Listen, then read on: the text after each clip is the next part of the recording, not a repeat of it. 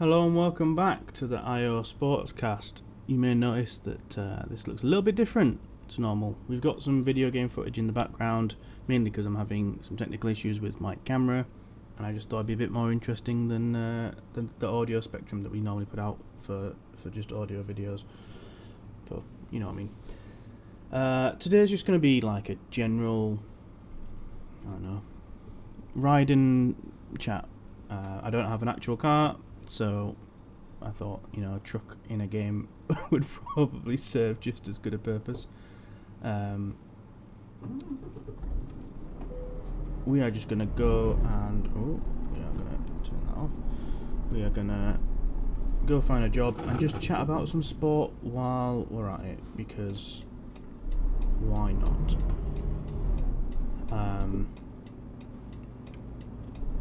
Let's talk about Formula 1 to start off with. I think that's the sport that we focus most on this channel. And it really does look like Red Bull's dominance is just going to continue. It's unreal just how much of a gap they've got to the rest of the field. It's a little bit disappointing. We were sort of expecting very close racing. The new regs sort of have helped. They're definitely not like the major fix that we were all expecting it to be. But it's nice to see that there's actually a new challenger. We're not just talking about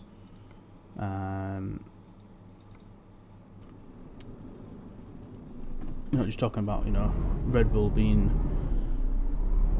just Red Bull and then everybody else being 5 seconds behind. If they do make a mistake, Mr. Fernando Alonso, of all people, is right there, ready and waiting for that extra spot.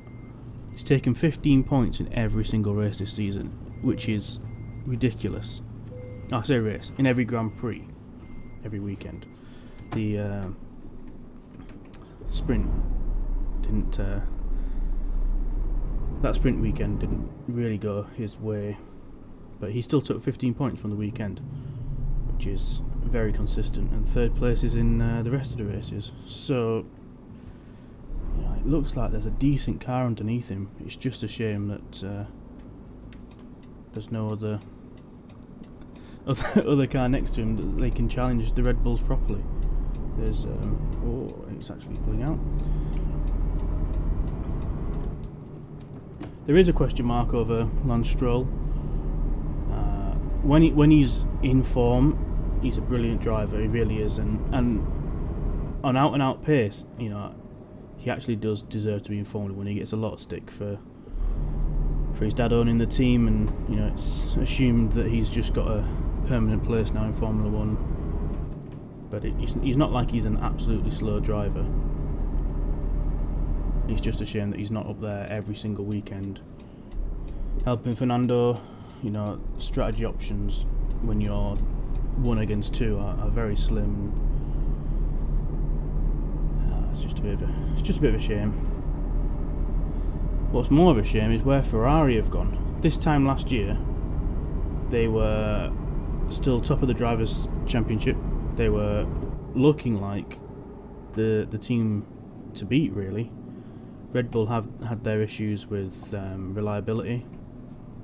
They had their blow-ups, and it wasn't until I think Monaco, was it round 6 last year, when Ferrari actually lost the lead of that Drivers' Championship. But yeah, you can't really look past Red Bull this season, I don't think. It's looking very ominous that they are a team to beat. Mercedes seems to have gathered a little bit of consistency. George Russell has been for how many races now? 27 races or something like that with Mercedes, and he's been very consistent in those races, which is wonderful. Lewis actually has the upper hand in points this season because of a fairly rogue P2. I think it was P2. That Mercedes definitely is not podium worthy. It's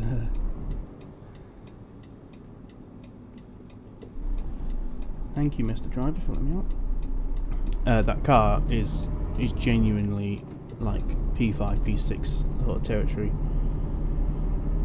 But they're there, they're not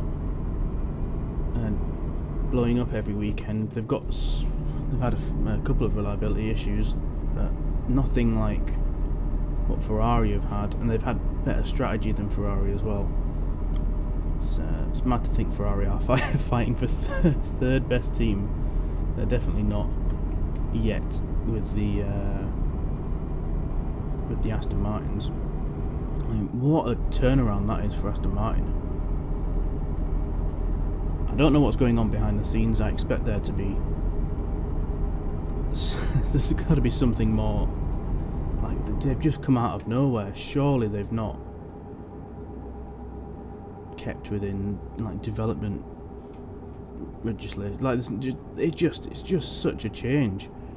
It's not like they had two bad drivers last year. I mean, they had 4-time champion in Vettel, didn't they? So yeah, very strange. But it's nice to see Fernando back up there. Lots of rumours at the minute going around pre-Imola that Nick De Vries has been given apparently a 3-race ultimatum to pick his game up or be replaced by Daniel Ricciardo, who has reportedly had a seat fitting at AlphaTauri. Now, I don't particularly believe the 3-race rumour. I think if you were to get rid of Nick De Vries now, I mean, he's a Formula E world champion. He is a world champion. He knows how to drive cars. You just need some time to settle down. Sure, he did, wonderful things in Monza, I believe it was, the one race last year that he jumped in the car. Consistent results are going to come, or at least as consistent as they can. Obviously, when you're talking about AlphaTauri, you're not talking consistent points at the minute. Yuki's 11th, 10th or something like that. He's been very consistent at the very edge of the points, and I think that's probably actually more than their car actually deserves. They're definitely not fighting for the points week in, week out. But if they do chop and change with with De Vries and Ricciardo, like, that'll just be proof that whole system has learnt nothing. There's been cutthroat, and then there's been like silly with it. The Red Bull system has been ridiculously cutthroat for I don't know, at least 10 years now. Tell you what though, it's nice seeing Danny back on the grid and in a happy spot back at the Red Bull camp. Even if it is as a third driver role rather than someone starting on the grid, it's still nice to see. But we'll see what comes out of Imola. We'll see what rumours get addressed with the team principals. See if anything is said about the De Vries situation. Or if not,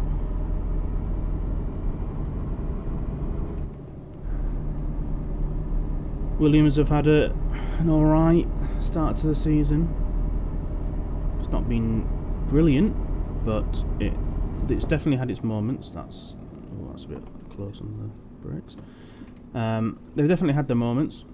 Albon has been performing fairly well in a car that really is going to be a struggle for the rest of this season. They got a new man in charge. Jos Capito left. and James Valls took over, which is a wonderful thing to see, and I genuinely wish him all the best. I think he's probably going to be looking at next season and the season after really to be judged on. You know, this year's car obviously had none of his input, at least for the first few races.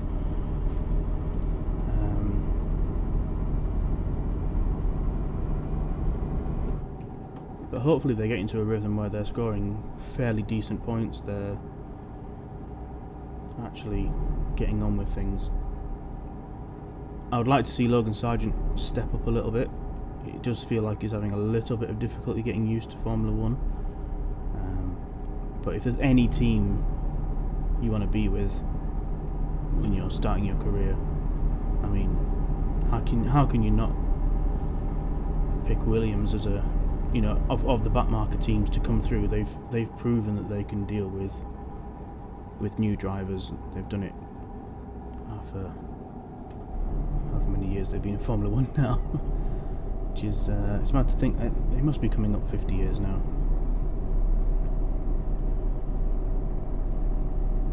Right, let's move away from Formula 1.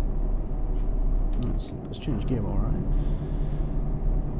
Football. Lots been happening in football. It's the end of the season. Everything is going crazy. Relegation battles, playoff places, promotions. I don't really know where to start. Let's start with Leeds. They're my team. Let's start with them. We're not in a good spot. If I'm being perfectly honest, I don't think I needed to tell anybody that. We are definitely struggling. We're actually hoping on an outcome of a match that's being played at the minute, hoping Liverpool do us a massive favour by beating Leicester. We got a point against Newcastle. That was pretty good. Bamford missing a penalty, which you can't really say would have won us the game, but you know, would have been 2-0. It would have been pretty difficult looking past us there. You know, Newcastle weren't playing particularly brilliant, especially when we were looking for that extra goal. Instead, Bamford missed. I don't know why Bamford took it rather than Rodrigo, but he did, and it was a terrible penalty. First Leeds player now to miss 2 penalties in a single Premier League season, which is not what he would have wanted, and he's missed half the season with injury as well. So yeah, really could have done with that goal, but as it stands, we're a point away from safety. Man City did us a favour in beating Everton. I still think we're going down. I still do think we're going down. For some reason, a lot of my friends are a little bit more optimistic. We might actually get something apparently against Spurs. Everyone thinks Spurs are switched off, and we might get something, but I just don't see it happening. 2 games left to West Ham and Spurs, and we home at the end of the season to Spurs. Maybe we're definitely playing better in the last couple of games. Hopefully that improves even further. I just don't want us to play defensive, which is always the worry under Big Sam. Oh, yeah. Big Sam, yeah. Since our last episode, we've changed managers probably twice. I don't think we did an episode while Javi Gracia was in. It was a very short stint. We've got Big Sam with an apparent bonus of 2.5 million if he can keep us up. I am 99% sure that's not going to happen, but we'll see. I would like him to stay on. I don't think he will. It definitely looks like a short-term fix rather than the long-term manager role.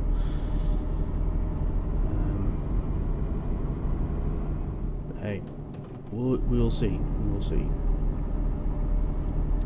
The under-21s are playing tonight in the playoff final of the Premier League Division 2. Really annoyingly, we lost the last league game of the season against West Brom, where we just needed one goal in that match, one goal, and we'd have pipped Southampton to the title. So we had to go through the playoffs. Forest beat West Brom in the other leg. We beat Villa. So it's now us versus Forest in the final. It was 2-0 at half time. I've not checked the score since. We're playing relatively well, that team. It's good to see Rutter getting on the scoreboard as well. I think he needs some time in the first team though, rather than the under-21s.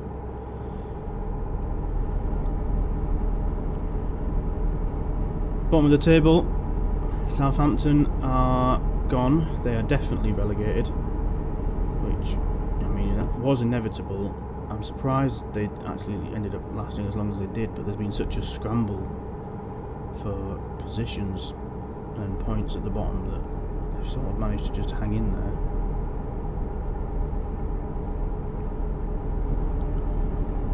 And what was 6 weeks ago, 8 or 9 teams that were all in that scrap, it's now down to theoretically 4, but realistically 3, and 2 of us, either Leeds, Liverpool or Everton, Leeds, Leicester or Everton even, will be going down. I think we're probably going down, and I want Everton to come with us. They avoided last season somehow, but the dodgy finances were definitely questionable.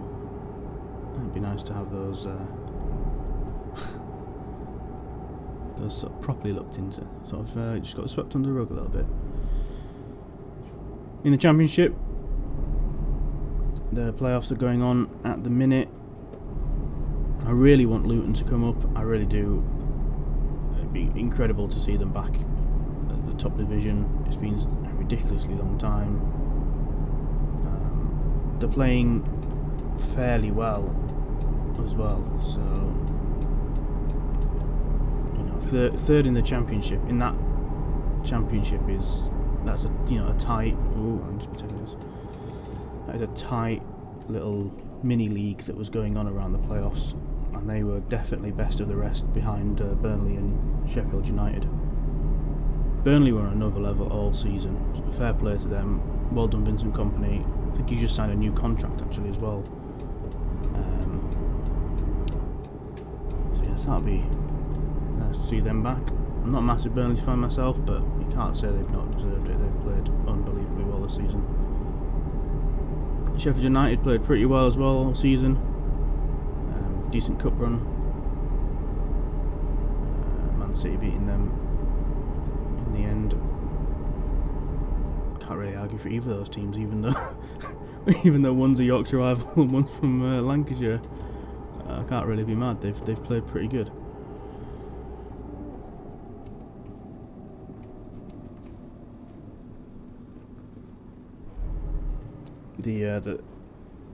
The only playoffs that have actually been decided are the National League playoffs.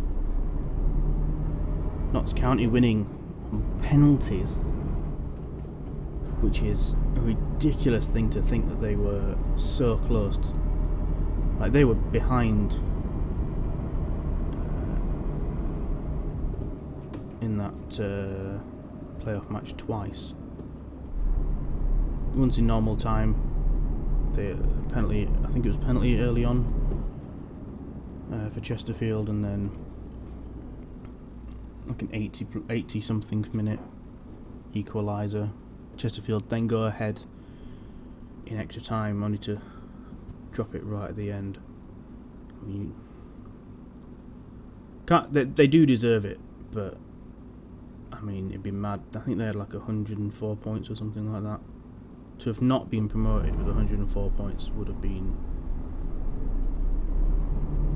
something to watch. But they deserve to be in the Football League. That's I'm in the wrong lane here. That's where they belong. Really nice to see Wrexham win the title. That was wonderful to see. I think everybody's becoming a bit of a Wrexham fan. It really is starting to look like that Hollywood dream. We'll see what they do next year. I mean, will they have enough in their system to stay up next year? I think it's really important that they sort of cement themselves. They don't start yo-yoing, and then they'll just go from there. Change down. The Women's FA Cup happened this weekend. Chelsea Man United. Chelsea coming out as winners for, I think, like the third time in a row now. They are definitely the team to beat at the minute in the women's game. What more can you say? Sam Kerr with a wonderful flip celebration.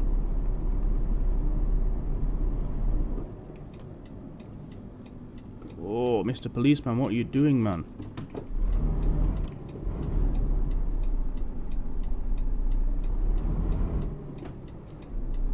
He's definitely coming around there way too fast. I don't actually know where I need to go here, though. This is the issue. I assume up here.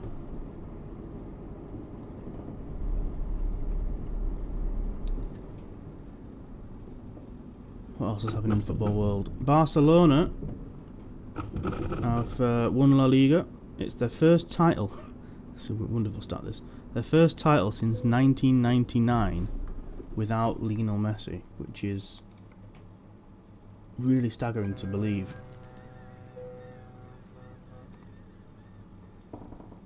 Sergio Busquets has announced that he will be leaving the club. He was captain this year for, I think, the first season, and he's won the league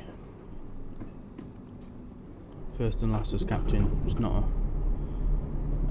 of all the ways to end your career at such a legendary club as the legend that he has been. You know, you can't really ask for more, could you?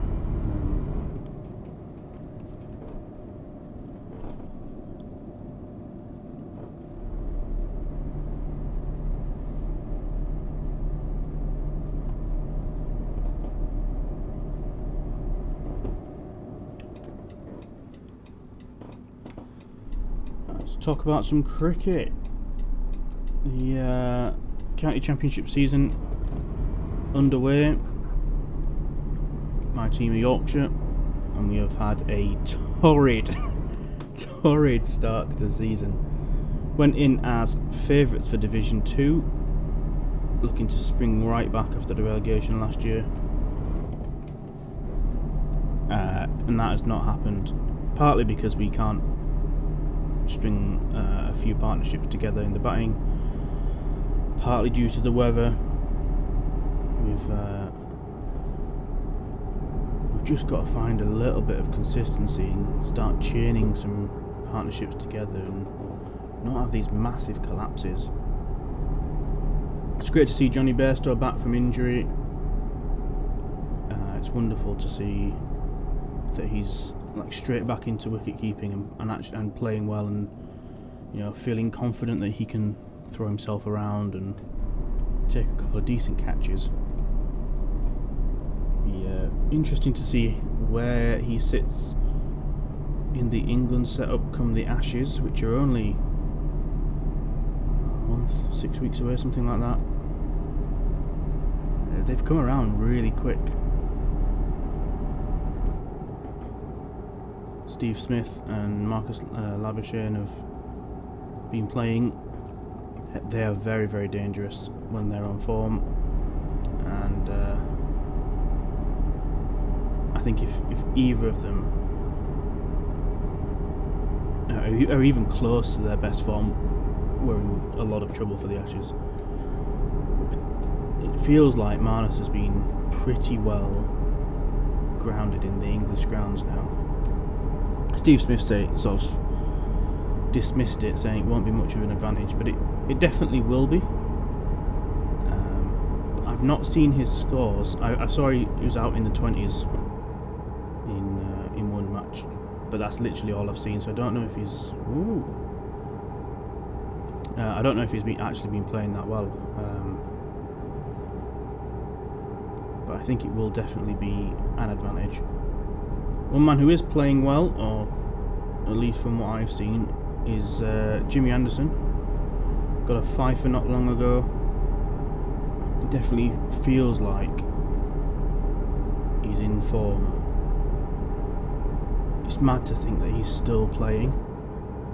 Both him and Broad are both playing like at such a high level that I mean, I don't know where I genuinely don't know where we go after them. I don't know what the next gen's actually going to look like. I think it's going to be a couple of very difficult years of messing about with the team and experimenting, really.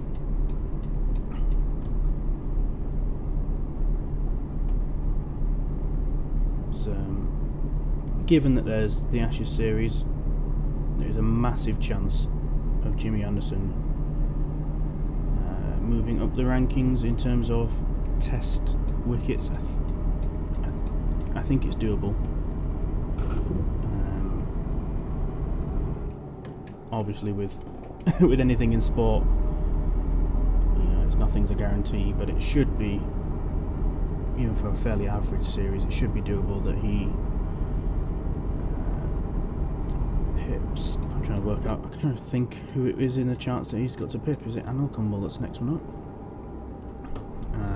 He's already the fastest pace bowler. He's already the most successful in terms of number of wickets taken in terms of pace bowling, which is ridiculous when you think of the pace bowlers that have been through the years. Like, and Anderson is not like an out and out fast bowler. He's got the movement, but he hasn't got, high 90s sort of pace.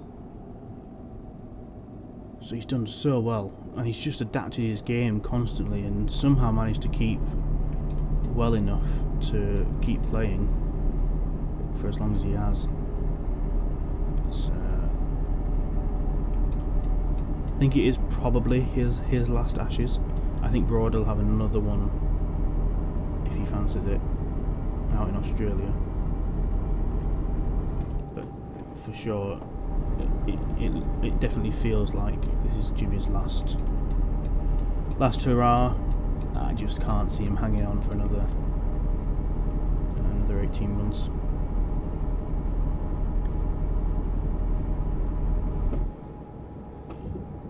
Overall, I don't really know what our chances are.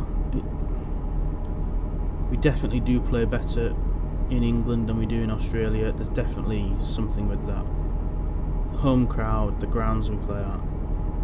It feels right, but who knows what this?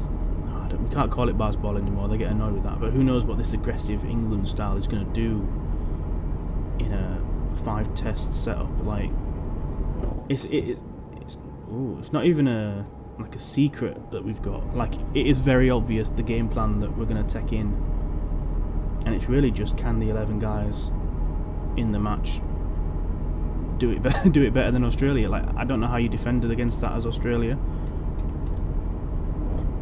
I don't think their lineup is built for aggressive hitting.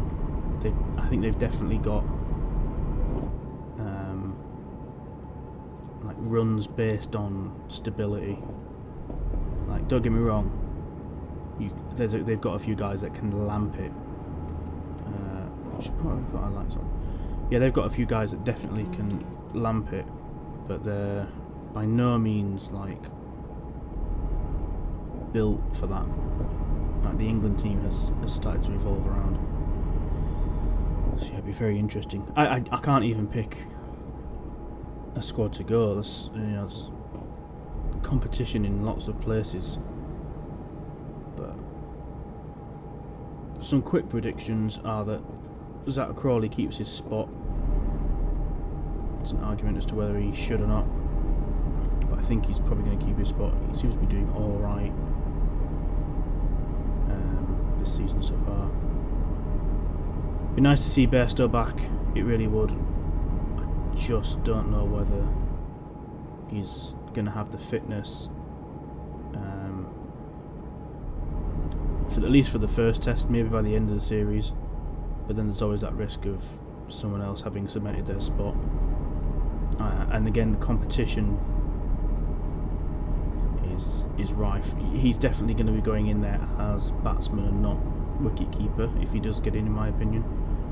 I think Folks has probably got those gloves sewn up, pun intended. Be interested to see what happens with Stokes. I've not seen him play in a while. I can't remember if he's got an injury or if he's taking some time off. I've not really followed the IPL this season, other than for Harry Brook, who could well get in that England team for the Ashes. He started off really well, looking very explosive, and then I think has averaged like 7 or something in like the last few matches. He's really not been on it the last few games, but I've not really been following the IPL this year. It'd be interesting though to see. We're in for a good summer of sport, despite it not being like an Olympic year or anything like that.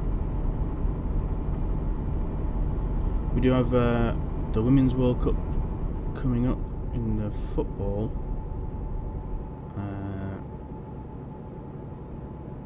Though I can't honestly remember off the top of my head if that's a summer thing or a winter thing for us.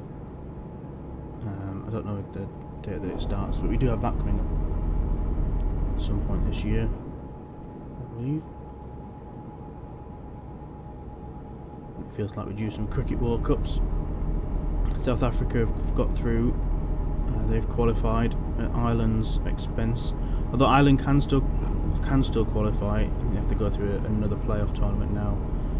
But they needed to beat Bangladesh 3-0 in their little series. The first match got washed out. Ireland didn't get to the 20 overs needed to set as a result, and I think they were behind the DLS anyway, so I don't think they'd have won that. Bangladesh, I think, won the second match. It could have been the third, and I missed one. I think I saw Bangladesh winning one of the matches, so it wouldn't have happened anyway. But Ireland not winning 3-0 meant that South Africa took the last of the big 8 spots. So we're now waiting on 2 qualifiers to round off the last of the teams, I believe. Pretty sure it's 10 and not 12. Maybe it is 12. Maybe we're waiting on 4 qualifiers. But most of the teams are now decided.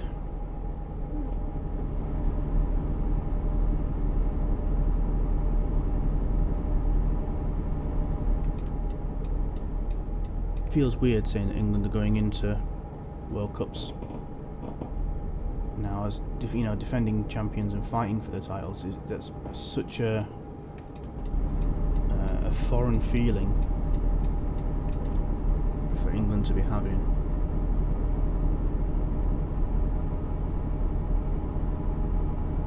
Don't get me wrong, we've played brilliantly in the last couple of T20s and the last 50 overs. Like, we have played pretty well, and we've deserved the fortune that we've had, and a lot of fortune in the final against New Zealand. But I still feel very, very strange to think that we're up there in the contenders and trying to defend titles. I remember the days where it was good for us to get through to a semis. We were overjoyed with that.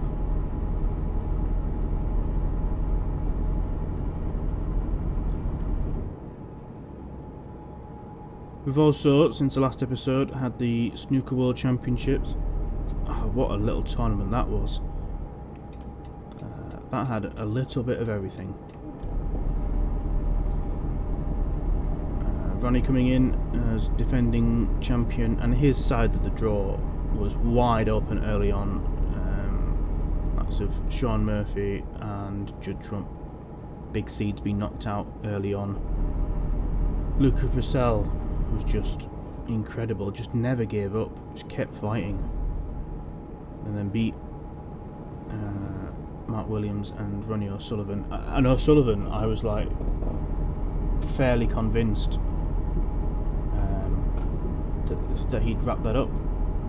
I switched the match off and was pretty sure that he'd got it done, and ended up talking to my mate later that night who was talking about Luca Purcell going through, and I was completely shocked and flabbergasted that had happened.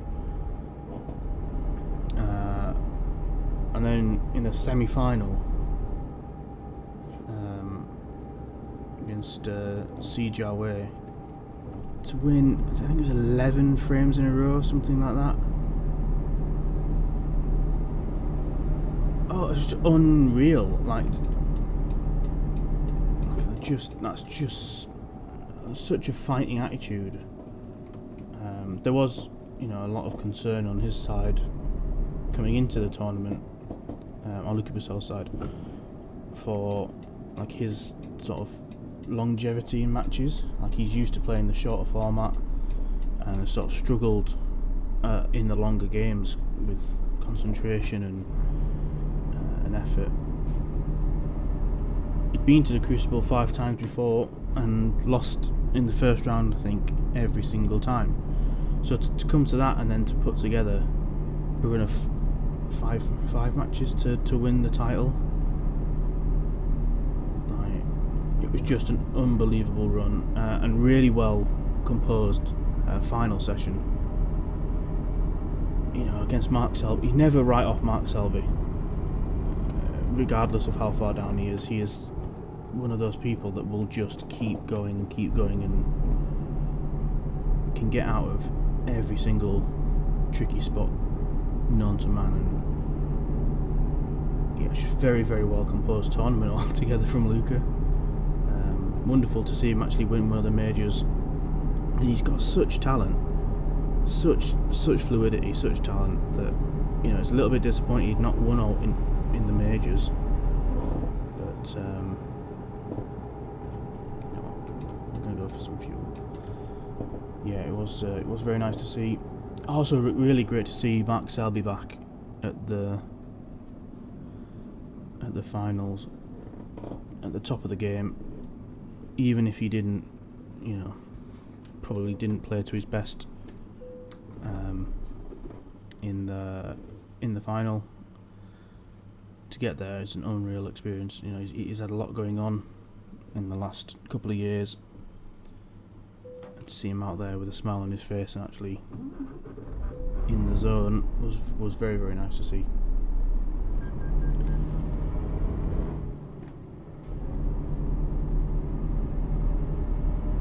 Little bit overshadowed by a couple of things though. I mean, everyone saw the protest that happened. I can't remember which group it was that's done it nowadays, but two idiots trying to disrupt a quiet sport. Like, it was so unnecessary, I just don't understand what they thought they would get out of it. Quick thinking by the referee on the other table that didn't get damaged to stop the woman climbing on the table. Yeah, madness. Also slightly overshadowed by the spot fixing investigation that was going on surrounding 9 or 10 players, who I think are pretty much all from China, which is quite disappointing to see. Hopefully nothing has happened and it's things actually turn out to be not match fixing related, and it's just a little bit of careless betting or something like that, rather than actually match fixing. Because that would be disappointing. Some big talents in there. You know, you got Yan Bin Tao and Liang Wenbo, like, you know, guys that have won tournaments. I mean, we've had a Masters tournament winner, the UK winner, like, they're a very talented bunch of players. When Chinese snooker is looking really, like, in a really good place at the minute, to see the players that were involved was a little bit shocking. And those investigations got, well, the investigation will be going underway. The actual, like, hearing and judiciary side of it started getting underway in the middle of the World Championships, which is a very strange time to do it. I'm sure that could have worked for the off season, but oh well. We'll see what comes out of that. And yeah, like I say, I hope it's just a misunderstanding rather than anything malicious. And if it is malicious, I hope it's just a few bad eggs rather than, you know, the whole chicken coop that's gone wrong. We shall see. Right, I think that's it that I wanted to cover. You'll have noticed that our uploads have been fairly sporadic. That is now the plan, to have, rather than a regular upload, just slightly here and there. I'm just trying to make it a bit lighter on content. Oh yeah, now I'll do a proper F1 roundup, hopefully fairly soon. We're sort of planning to do 3, maybe 4 throughout the F1 season, rather than after every race.